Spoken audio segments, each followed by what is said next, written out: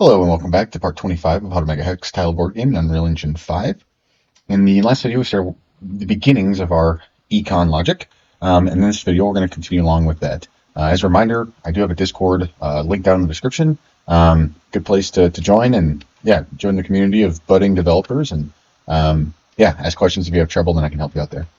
So in the last video, we started making this Econ gain widget, and this is triggered after you complete 3 turns. That's when you get notified of how much more gold you get and all that. So we're going to start by making this look a little bit better. So I'm just going to use a similar look to our player card. So I'm going to go into our player card, then our border. First, I'll just grab this image, back into our econ gain, paste that. And then I'm also going to grab, I wanted to get the player color, but it looks like that is a variable. So come into the graph, player color, and copy this. And then I'll just paste that into the tint. Good. So now this will kind of mimic our design and appearance for some of our other widgets. And then on our text, I'm going to apply a outline. Let's see, maybe 2. It didn't show up very well. We'll go a little bigger, 4. And then on our font type, let's do bold italic. I think that looks good. Okay, now we need to start thinking about what kind of information do we want to pass through here. So I think like your number of farms, and then with the supply you have from that, and then number of gold mines, and then the gold you get from that would look pretty good. So we have this vert box right now with the text. I think what we'll do first is the horizontal box. Put that under the vert box, and I'll do a second one. Both of these we will fill, and then we'll do a horizontal box. Number of lines, and I can arrow for how much gold you get. If you turn off clear color, there's a nice images, so I think we can steal those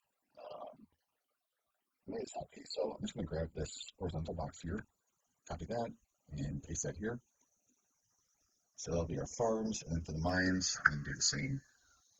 Paste that into the other horizontal box. So for these size boxes, both selected. I think, I don't know, let's do like, okay, 500 is way too big. Maybe 250 by 250. Oops, 250 by 250. That's really big. Maybe 150 by 150. Might go even a little bit smaller. You can play around with this, right? Decide what you like. And then I'm going to set these to a, let's see. Oh, okay, so we have this horizontal box right now. So it's size box and the number.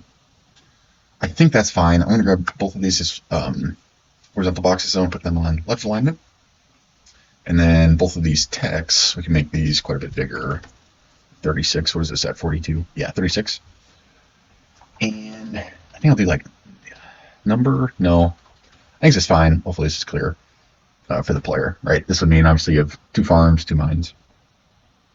The next piece that we want is, what I'm thinking is in like over here, it'll be your, total supply, that you're gaining, and then the gold that you're gaining.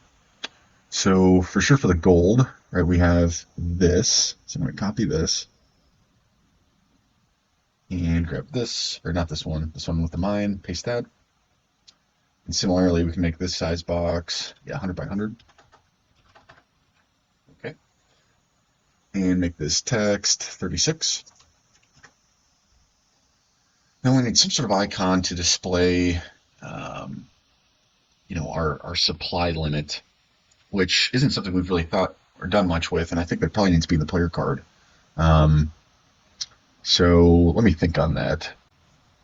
Okay, so I imported an image here of this barrel, which is actually something I made for the board game I'm making, Conquest of Kings. It's just a simple barrel. It's actually pretty easy to make. If anybody wants a little tutorial on that, I can do that. And then I just applied a wood planks texture that I just got online, and then an iron one. And then within Blender, just using the camera, just took a picture of it and cropped it, and that's what this is. So this is what I'm going to use for the supply icon. And the way I'm going to use supply is going to be your maximum amount of units you can have. So you need to capture more farms if you want to have bigger armies, which, as we think about balancing the game, making the game, probably at some point, I'm a designer that have like forms that are in more neutral areas. Same with mines too, right? So every player, right, kind of by default has a farm and mine around them. But that'll be some good stuff for us to incorporate later is some neutral econ sites to capture and kind of contend for. But we'll get to that another time. So first thing I'm going to do is in the econ game, I'm just going to take this whole piece and put it here. And I'm going to change out this gold coin icon to my barrel instead. Boom. Okay. And then what we need in the middle, right, I think it's like some sort of arrow, right? And so I'll just say, I don't know exactly how I'm going to make this flow, but right, this number of farms leads to right, whatever the supply is going to be. This number of gold will lead to this much, or this many mines will lead to this much gold. I think actually I'm going to move this to the left side. And this will be like a plus, right? Gain plus gold or whatever. Okay. So now to make this arrow in between, I'm going to go back to Inkscape, right? And you can do this in whatever, right? You could even use, gosh, what are these called? Your keyboard. You could even do like this symbol, right? Like that, and just put that as a text in the middle if you want. But I've been trying to learn how to use Inkscape, and I like using it, so I'm going to use that. And so I'm going to click on this rectangle tool. I'm going to hold left control button. That keeps the scale, and then hold left click, drag. I'm just going to make a square. And so the reason you hold control, right, because if you don't hold control, right, you can do all sorts of non-proportional shapes. And if you do control, it keeps it proportional. So I do want this to be proportional. And click S, and click on this. So for our fill, let's make sure that is 100% opacity. Same with our stroke paint, which is like the outline. I'm going to make this outline maybe a little bit bigger. Okay, so then double click on this, right? If you keep clicking, or click S. So if you ever get into like this, just click S. It gets you back into the selection. Left click, and you want to get these arrows. Hold left control, and then drag this, right now this snaps and angles, and get it to this, right? So it'll be turning at 45 degrees. Okay. And then go to path, object to path. Press N, so it gets these four verts. And then take this left one and delete it. So now we have a nice kind of head of a arrow. And right, you might now just make a line out or whatever and have a normal arrow, but I'm going to do something different. I'm going to do Control D, duplicate it, and then hold Control, left mouse drag to the left. I'm going to change the fill color of this to black. And I'll show you what I'm doing. So with this selected and then this selected, if you go to path difference, so it takes the difference between the two, right? So I'm trying to get this kind of design. So, right, depending on how much of this is overlapping, the gray is what will remain. So hopefully that makes sense. And this is just the design I'm going with. I kind of want this a little bit thicker. Path and difference. I'm going to duplicate this, kind of drag it out like this, duplicate again, drag it out like this. And then this is going to be my arrow. I want this all filled. I'm just going to fill this with a light color. And then for my stroke paint, put that on with a width of, yeah, I think 2 is fine. And black is good with this. So with this selected, we'll go to export and export selected only. Make sure you have that clicked on. And I want this as a PNG.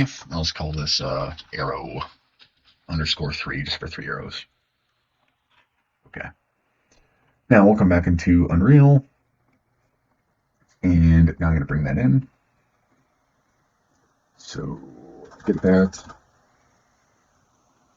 Board game, arrow 3, drag in. Okay. So we have that in the engine, and then our econ gain widget. So now what we need to do is I'm going to get a size box, add that to this first horizontal box, and place that in between both of our existing horizontal boxes. And again, I'll make this 100 by 100. I think, oh yeah, set the fill, center. And then in here, image under the size box. And then drag this arrow in.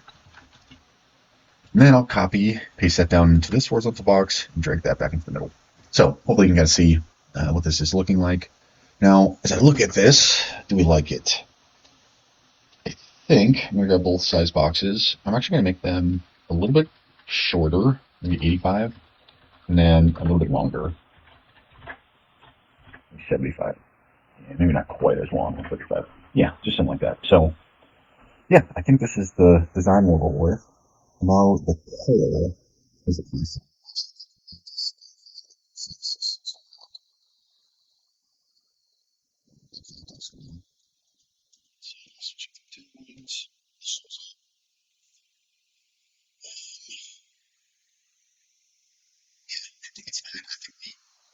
Arrow is maybe too big, and these icons aren't big enough.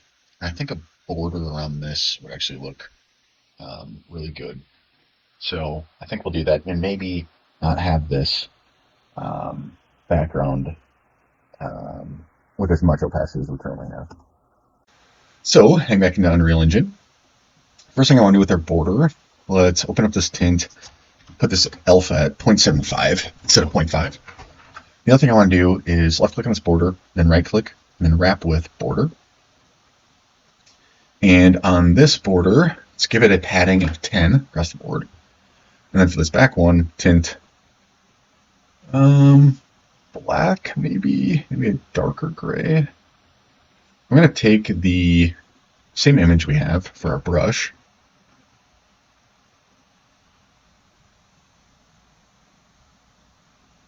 I always kind of like the look of lighter.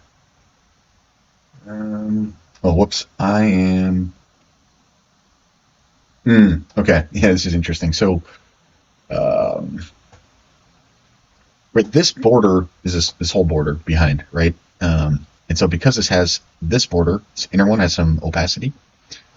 As we change the tint, right, it's reflecting through because of the opacity. So what I'm actually going to do is I'm just going to get rid of that opacity. Switch this to 1, and I'm going to make it a little bit darker. And then coming back to our new parent border, now we can play around with this color a little bit more. I'm just going to think like a maroon. Dark maroon might look pretty good. Or gold, maybe. I don't like blue. Yeah, I'm going to roll with this kind of maroonish. Yeah, I think that looks good. And then I wanted to make these images a little bigger. And the reason I use size boxes is because when you drop an image in, it just takes whatever its default upload image size was. And as you change them, then it gets all screwy. So having the size box around the image just helps me control the size a lot better. Go 125, 125. And then on our arrows, we drop that down to 125 and 50. Now let's see how this looks.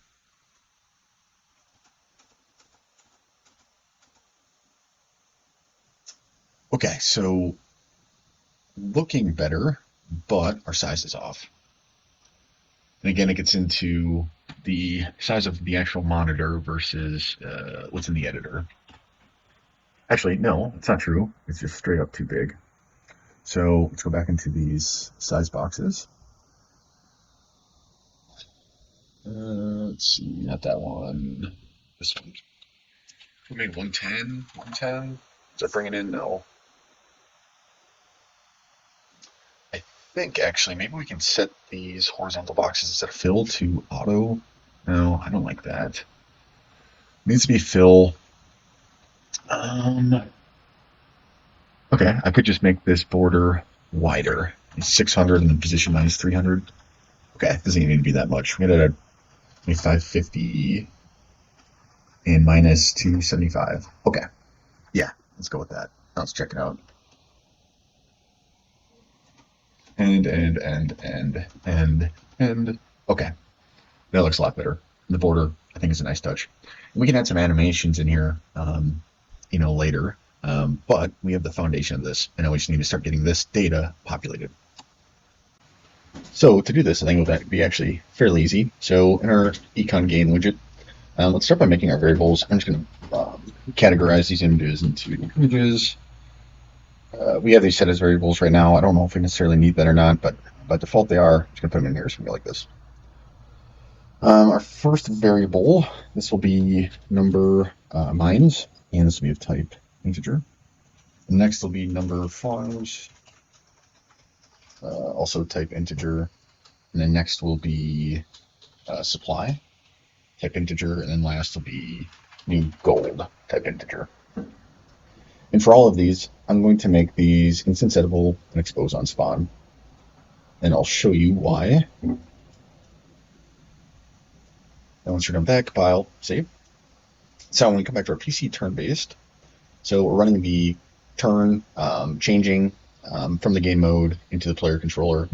It's running this logic, which does the econ gain server, econ gain client, which does this. And now when we go to file, refresh all nodes, you can see those variables that we made, instance editable, expose and spawn, will show up here. And actually, supply and new gold. Oh, let's see. So really, these two, supply and new gold, will calculate by our number of mines, number of farms.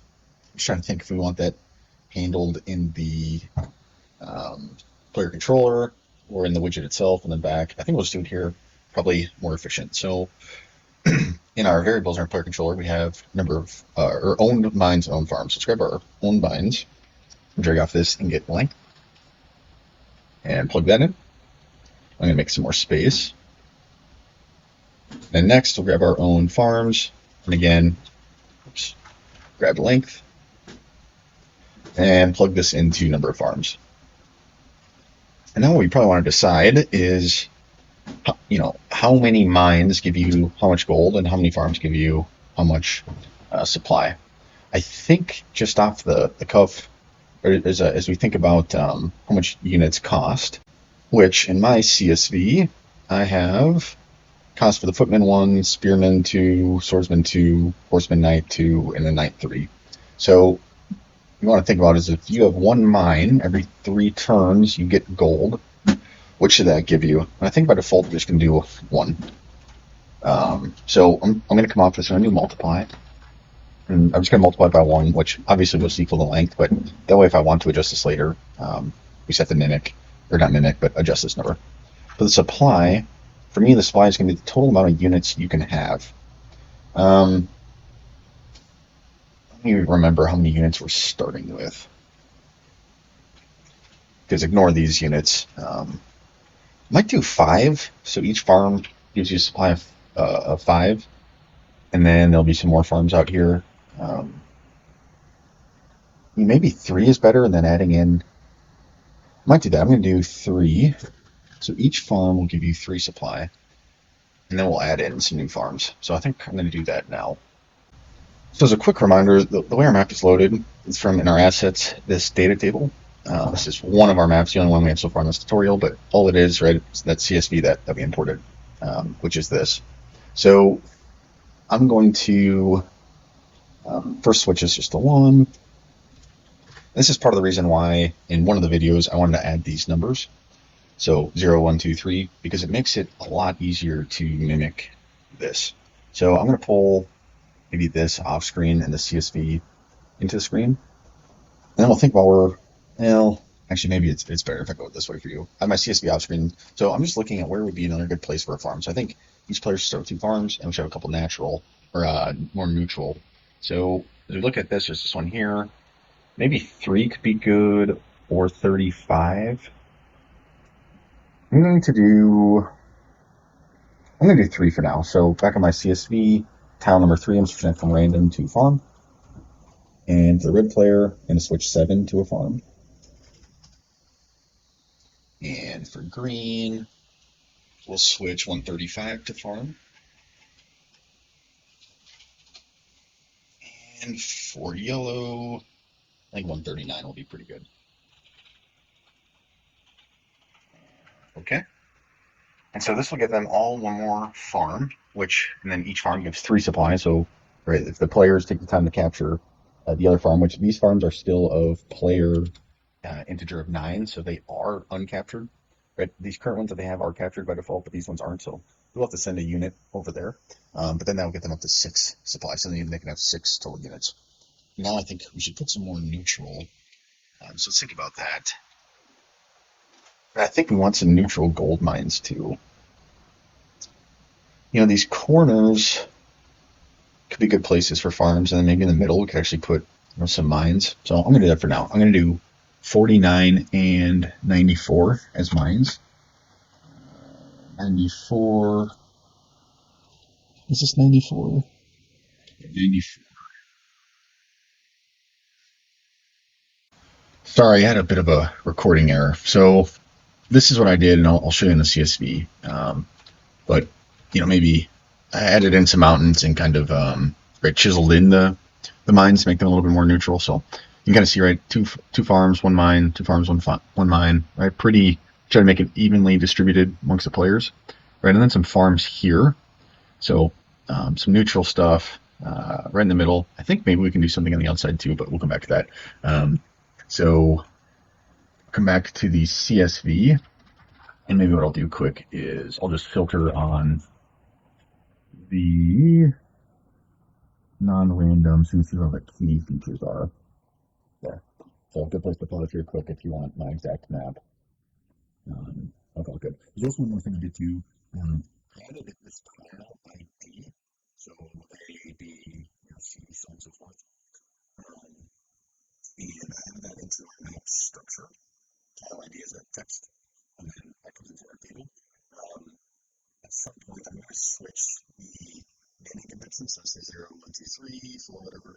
Maybe like this row is A, row is B, row is C. I think I'll just be a little more clean than the number series we had doing that before. I'm going to do that really quick. So in our BP HexTile grid manager, so in our event graph, we're doing logic where we're spawning in the hex tiles, adding them, then when we're done, we're doing the set tiles function. In here, we're coming off the out row index to create to be the variable for the text. You should now see this out row tile ID. So instead, I'm going to plug that in and clean this up a little bit. And this should now give us, letter number. So I like this a little bit better, right? Row A, row B, row C. Almost like a chessboard works, but I think that's better than what we had before.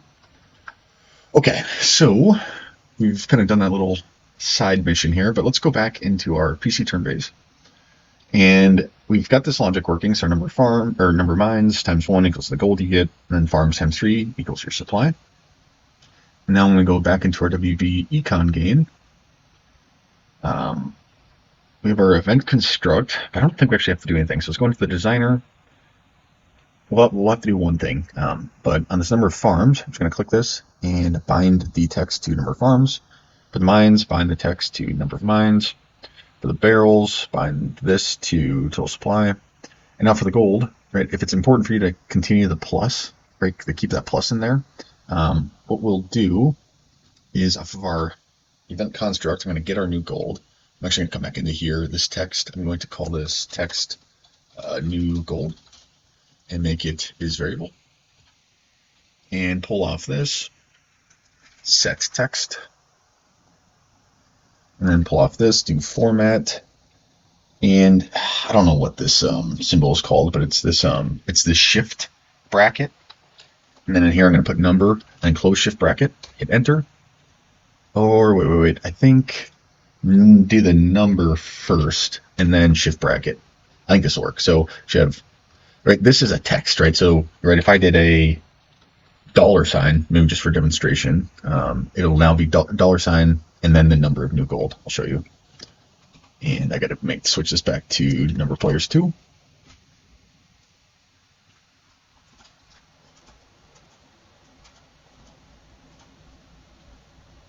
And nothing populated. Oh, because we don't know anything. But you can see here, right, here's this $0. So instead of $, I want it to be number. Boom. So that's how that works. Now let's test this again and actually maybe capture some stuff. So we'll have blue have 2 farms and a mine just to test this. And then for red, I'm just going to give them 1 farm and 1 mine. And you see right up here, this looks correct. So make sure it flows through. Looks good. Good. This makes sense. And actually, I didn't want a $sign here. I wanted a plus. So this will be a plus 1. But yeah, right? Logic makes sense, right? So 2 farms, you now have 6 supply. 1 mine, you get 1 gold. And when this player ends their turn, and look at the client, this makes a lot of sense too. So let's come back in here, not $, plus. Okay. what do we want to do next? I think for sure in our player card, we somehow need the supply to be showing. And another thing too is think I thought I had set up that these farms you own them by default, but or at least one of them, but evidently not. I don't think that's a problem. All it will mean is a player's first round, first right around being 3 movements. They're probably going to be spending it right. If you're blue, you can invest 2 movements to get a mine, or 1 movement to get this farm. And actually, this isn't very balanced either, because every other player. Well, green. Okay, green just has 1 movement to a farm, but gold and red don't. I think how this is set up is distance to sacred sites, like blue, where there's 4 spaces in between, and then 5 to the center. Red's got 5 to the center, 4. So I think that's why I did it this way. But I think what I'm going to do is red and yellow are currently disadvantaged, so I'm going to move one of these footmen to B10 and one of these footmen to B10. So back in our CSV, or not B10, but actually I'm going to pull this back up and do it in my CSV, but we want one of red's footmen to move from B9 to B10.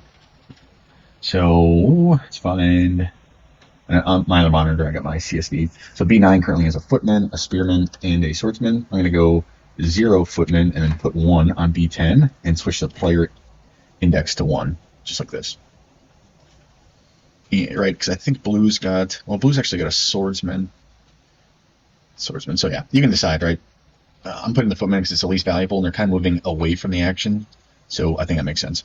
And so then for yellow, L9 to L10. So we come back into here, L9, oops, that's I, L9, 0, L10, 1, save this. Now when we come back into our table, we import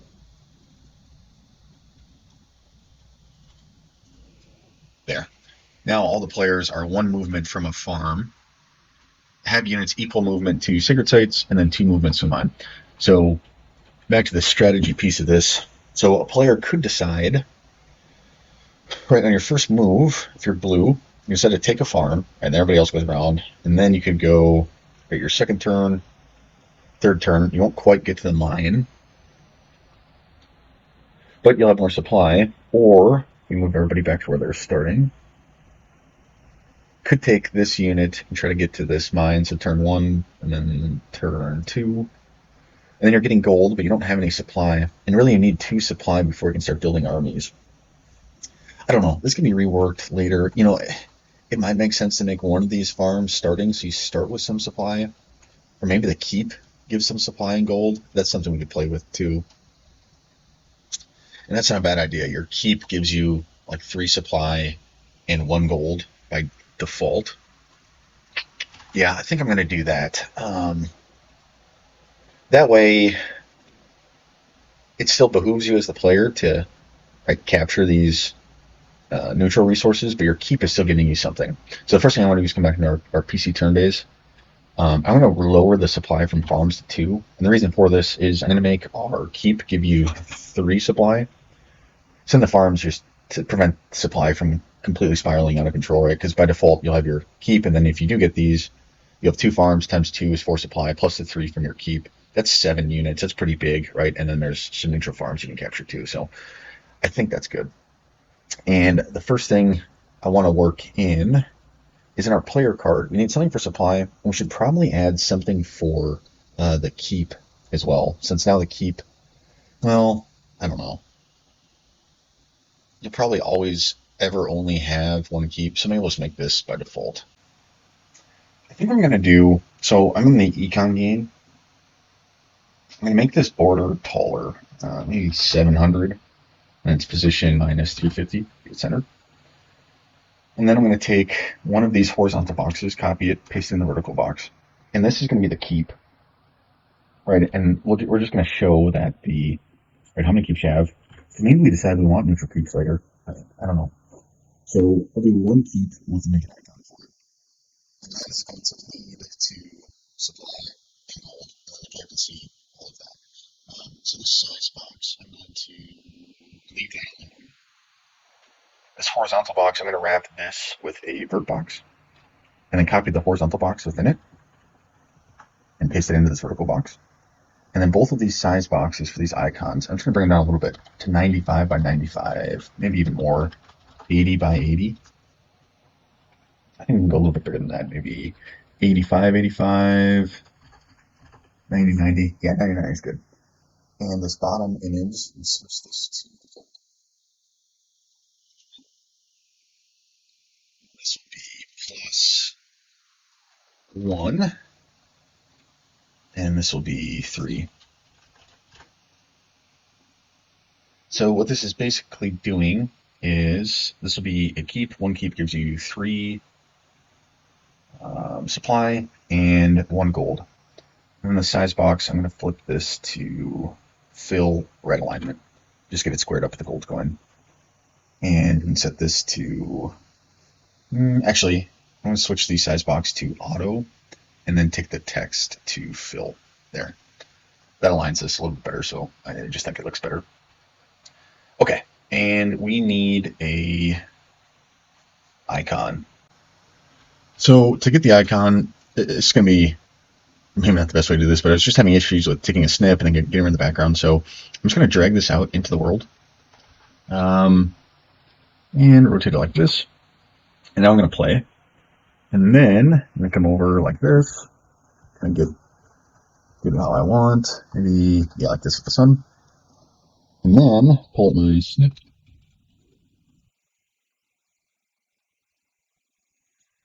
And actually, I think I want maybe a little bit more like this. Up a little bit. Okay, now I'm going to snip it. Okay. Then I will save this snip as icon keep PNG. I'm overriding the one I took before. And then we can delete this.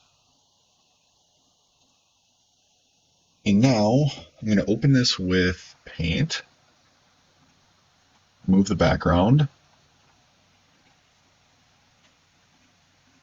It's not working that well. So let me try editing. Oh, why in the heck is it keeping the grass? Okay, so we'll remove what we can. Now if you open up PowerPoint and then paste it in here, let's see if we can remove. Mark areas to remove. I want to get rid of this little piece of grass over here.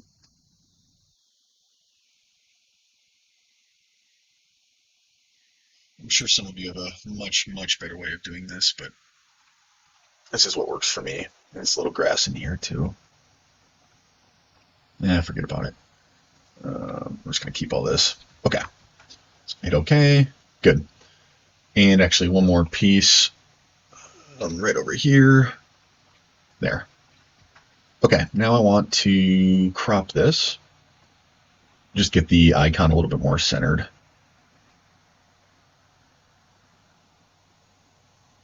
Good. And then File, Save as Picture. And just override the icon keep.